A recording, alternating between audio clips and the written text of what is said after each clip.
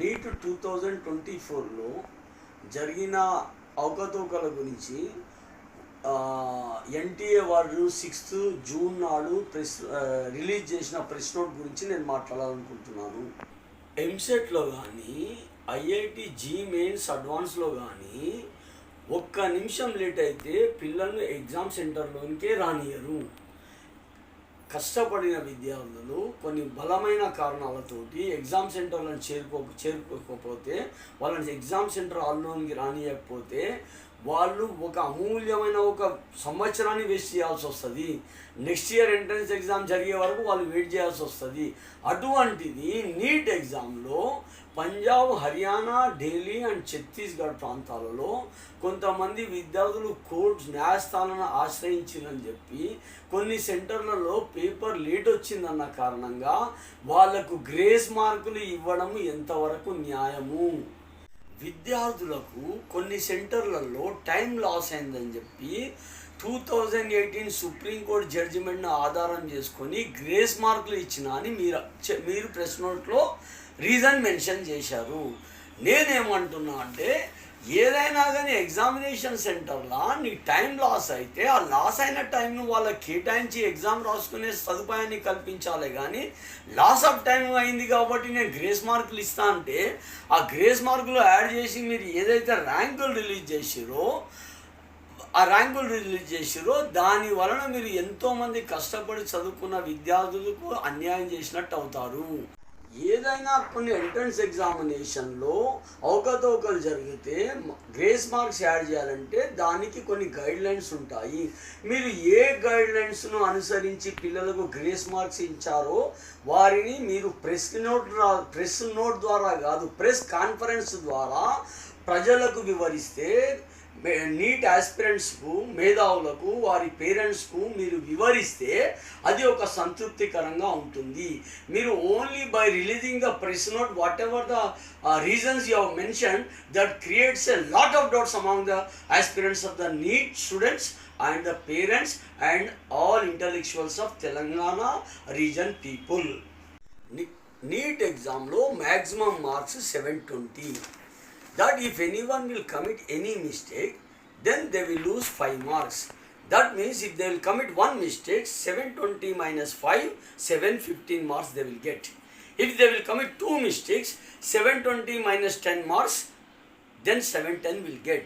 And in the history of NEET entrance examination, according to the norms and the guidelines which is framed by NTA people, at any cost one should not get 718 and 719. So even after adding the grace marks, if anyone is getting 718, 719, you have to explain the reasons how that people scored 718 and 719. These all doubts by press conference, if you clarify the doubts, many people they feel very happy. So you simply by releasing the press note, you mention these reasons which create a lot of panic situation. Punjab, Haryana, Delhi, Chhattisgarh న్యాయస్థానాలను కొంతమంది విద్యార్థులు ఆశ్రయించిన కారణంగా CC footage ద్వారా వారిని గుర్తించి వారికి grace marks add చేసినట్టు మీరు ప్రెస్ నోట్లో రిలీజ్ చేశారు. నా డౌట్ ఏంటంటే, అన్యాయం జరిగి న్యాయస్థానాలను ఆశ్రయించని విద్యార్థుల పరిస్థితి ఏంటి?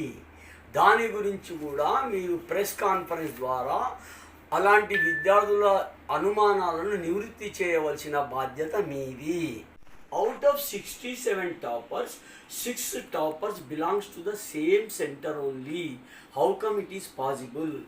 దీనిపైన విద్యార్థులలో, మేధావులలో, తెలంగాణ ప్రాంతానికి సంబంధించిన కొన్ని ర్యాంక్స్ ప్రొడ్యూస్ చేసే సెంటర్లలో ఎన్నో అనుమానాలు ఉన్నాయి. వాటిని నివృత్తి చేయాల్సిన బాధ్యత మీది. In 2021 NEET examination, out of 720 marks, only 3 students scored. And 2022 720, no one scored. 715 maximum marks and 4 students scored. And 2023 720, only 2 students scored. And 2024 67 toppers you released. 67 toppers. Super మార్కెట్లో ఏవైనా వస్తువులు అయిపోతున్నాయంటే ఎవరైతే ఫస్ట్ వస్తారో వారికే సరుకులు అందిస్తామనే విధంగా అప్లికేషన్స్ ఎవరైతే ఫస్ట్ అప్లై చేస్తారో వారికే మేము సీట్ కేటాయిస్తాం అనేది సముచితంగా లేదు. It's not fair, it is not reasonable. ఒకవేళ ఒక్క సీట్ ఉంటే ఇంతమంది మెరిట్స్ అప్లై చేస్తే ఆ అప్లికేషన్ నంబర్ ప్రకారం కాకుండా వాళ్ళ 10th క్లాసు వాళ్ళ ఇంటర్మీడియట్లో వచ్చిన మార్కుల ఆధారంగా మెరిట్స్ ప్రకారం మీరు కేటాయిస్తామని అని ఉంటే అది న్యాయబద్ధంగా ఉండేది, సముచితంగా ఉండేది. It will be the fair on your part. ఇవన్నీ డౌట్స్ మీరు ఒక ప్రెస్ నోట్ రిలీజ్ చేసి తప్పుకుంటా అంటే కాదు, మీరు ప్రెస్ కాన్ఫరెన్స్ ద్వారా లక్షలాది మంది రాసిన విద్యార్థుల డౌట్ను క్లారిఫై చేయవలసిందిగా నా యొక్క మనవి. వీటికి మన తెలంగాణ ప్రాంతానికి సంబంధించిన విద్యార్థులు, వారి పేరెంట్స్, మేధావులు, ఇక్కడ టాప్ ర్యాంక్స్ ప్రొడ్యూస్ చేసే విద్యా సంస్థల అధిపతులు కలిసి పోరాడితేనే ఇక్కడ విద్యార్థులకు న్యాయం జరుగుతుందనేది నా యొక్క భావన. ఒక న్యాయవాదిగా నేను మీకు అందరికీ విజ్ఞప్తి చేసేది ఏంటంటే మీరు అందరూ ముందుకు వస్తే తప్పకుండా మాలాంటి వాళ్ళు ముందుకు వచ్చి మీ తరఫున న్యాయస్థానాలలో పోరాడతారని చెప్పేసి మీకు విజ్ఞప్తి చేస్తున్నాను. ఫైనల్గా నేను ఒక మాట చెప్పి ముగిస్తున్నాను. నార్మల్గా ఎన్సీఆర్టీ సిలబస్కు మన తెలుగు అకాడమీ సిలబస్కు చాలా తేడా ఉన్నది. కొన్ని సబ్జెక్టులలో 30% తెలుగు అకాడమీలలో ఉన్నది ఎన్సీఆర్టీ సిలబస్లలో లేదు, ఎన్సీఆర్టీ సిలబస్లో ఉన్నది తెలుగు అకాడమీ బుక్లో లేదు. దీని గురించి కూడా విద్యార్థులు, పేరెంట్స్, మేధావులు, కోచింగ్ సెంటర్ వారు చాలా బాధపడుతున్నారు, చాలా కష్టపడుతున్నారు.